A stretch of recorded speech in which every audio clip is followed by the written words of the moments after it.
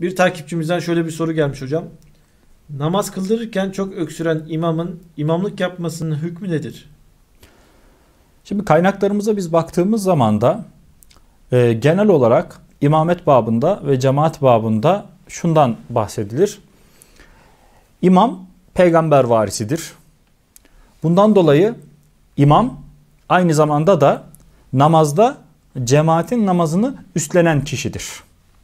Cemaatin namazını üstlendiğinden dolayı cemaatin tamamının veya çoğunluğunun imama ki karşı rağbetinin veya kalben ona karşı muhabbetinin olması gerekir. Onun için imama karşıki muhabbeti zedeleyen herhangi bir etken, mesela kaynaklarımız derler, mesela veled-i zina olmak.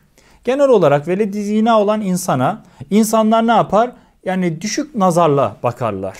Veya insanlar onu tenkit eder, eleştirir.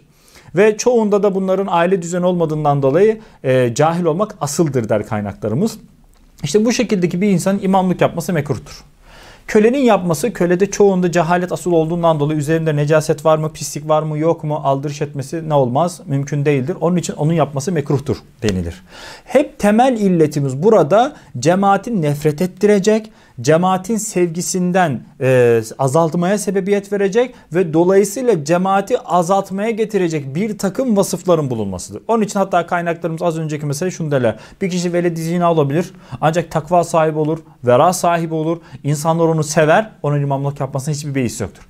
Bir kişi köle olur ama vera sahibi, takva sahibi, ahlaklı, bilgili bir insan olur, onun imamlık yapmasına hiçbir beis yoktur. Onun için temel kriter burada nedir? İnsanların namazdaki teşviki, namazdaki o feyiz füyüzatına engel olacak bir takım vasıfların imamda bulunmamasıdır. Eğer imamda bunlar bulunacak olursa cemaatin kalbinde tabiri caizse bir uhde kalır. Ya bu geçti ya imamlığa diye. İşte bu olmasın diye kitaplarımız cemaat babında her daim mutlaka imamlığa kimlerin geçmesi daha layıktır. Kimler imamlığa geçer? Mesela örneğin orada fiziği güzel olan, tabiri caizse yakışıklı olan geçsin denir. Peki bunun ne alakası vardı imamlıkla? Niye? Ya fiziği güzel olan insanların kalbi meyleder. Onun imamlık yapmasına insanlar hoşnut olur. Ama farazi diyelim fiziğinde bir problem, ama olacak olsa mesela insanlar şöyle bir içinde bir cız olur. Yani şimdi ama üzerine necasetten sakındı mı acaba? Necasete dikkat edebildi mi? Belki üzerine necaset sıçradı, görmedi ve namaz kıldırıyor. Bak cemaatte bu soru işareti o kişinin imamlık yapmasına nedir?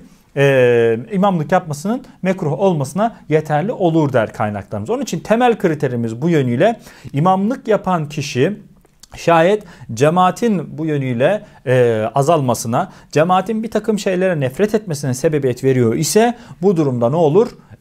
O kişinin imamlık yapması mekruhtur. İşte kaynaklarımızda imamlık yapması mekruh olan kişilerden biri olarak da çok öksüren kişi zikredilir.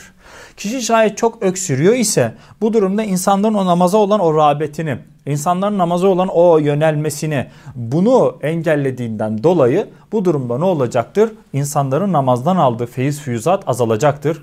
Feyiz füyüzat azalınca insanlar namazdan artık cemaate katılmadan geri duracaktır. İşte bu şekilde olduğundan dolayı ihtiyar sahibi İmam Mevsili, aynı şekilde hidayet sahibi İmam Merginani Hazretleri çok aşırı öksüren ve bu yönüyle çok aşırma artık ahlak haline gelmiş olan insanlarda veya tik haline gelmiş olan insanların imamlık yapmasının mekruh olduğunu ve doğru olmadığını söylerler. Onun için burada o mecliste eğer böyle bir rahatsızlığı olmayan bir insan varsa onun takdim edilmesi, onun imamlık yapması daha güzel olandır.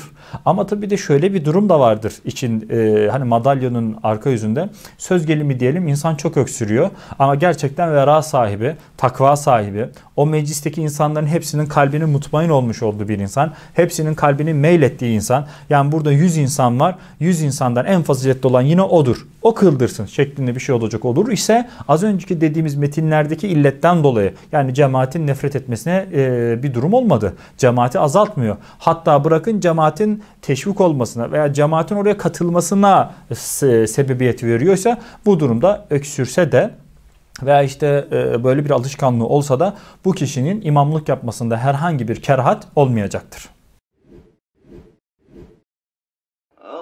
Allahümme salli ala seyyidina Muhammedin وعلى